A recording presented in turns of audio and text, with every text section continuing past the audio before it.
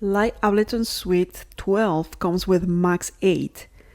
You can install Max 9 and use Max 9 as the version for Max for Live.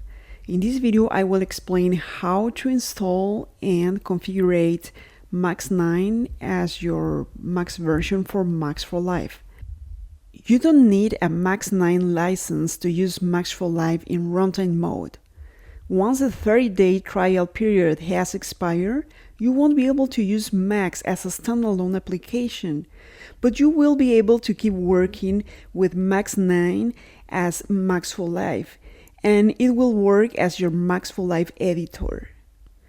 Well, let's then now proceed and explain how to install it and configure Max 9 in Ableton Suite 12. If you are using one of my synesthetic Max for Live devices and the screen looks black, even if you have turned on the rendering button, this is probably because you are using Max 8 inside Ableton Suite 12. Let's go to the settings and check for your version. Then in settings, go to files and then check if this is the bundled version. So this is Max 8.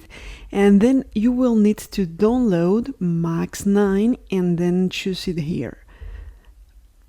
Let's see how to do that. So go to Google and just go for Cycling 74. Then you will find the download Max 9 link. Just go there. And once there, let's just download the last version of it. It will start downloading.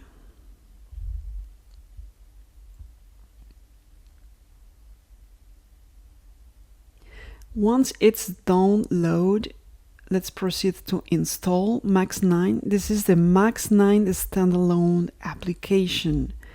So remember, it has a license, but you don't need that license in order to use it with Max for Live, because once the trial period it's finished, then you will be able to keep using it as your Max for Live editor.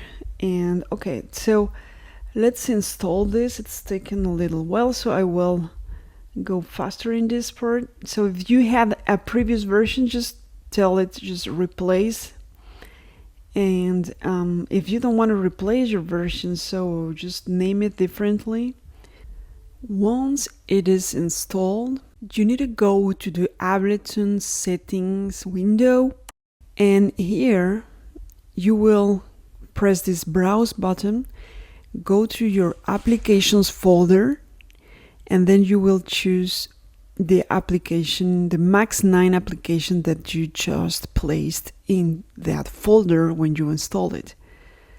Click open, and then the changes will be reflected once you will relaunch the application. So just tell it okay, and then you need to start Ableton again.